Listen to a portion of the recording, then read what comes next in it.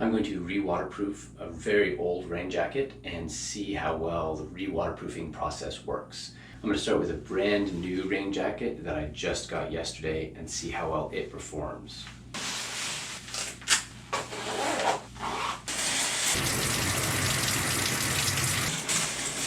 Looks like my shirt is completely dry. And this is my 15-year-old Gore-tex jacket. Still dry. I guess this Gore-tex held up better than I thought it did over a long period of time. Though you can very clearly see there's no beating up of the water at all. The DWR finish is probably completely gone. So the first step is going to get the raincoat clean, and then we'll be able to apply the products. So I did run this wash cycle with an extra rinse to make sure that all of the detergents were gone. You don't want to use powder detergents or anything with bleach on a Gore-tex coat. So you don't have to dry this off before you apply it with this particular product. I'm just going to lay it down flat, and I'm going to zip it up to make sure I don't get too much of the material on the inside of the product on the inside. So I'm just going to spray down the whole outer surface and make sure I don't miss anywhere.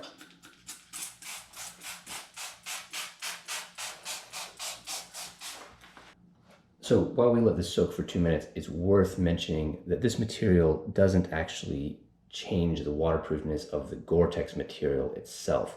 What this does is just replenishes the DWR, the durable water repellent layer, which is applied on top of the Gore-tex and eventually wears off.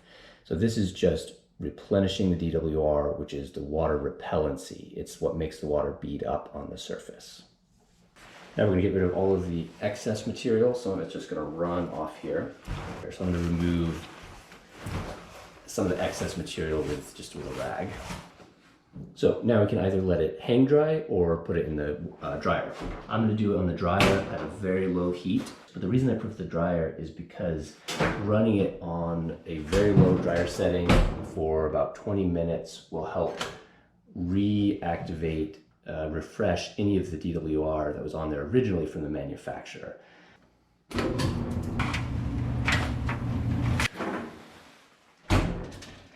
Now that this is completely dry, we can apply the seam sealer.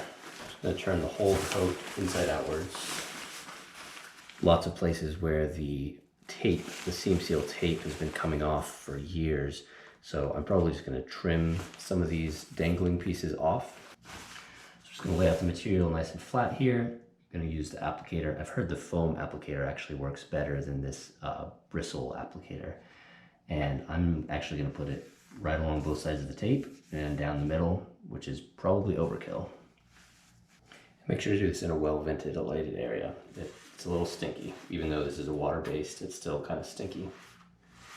Kind of a mess.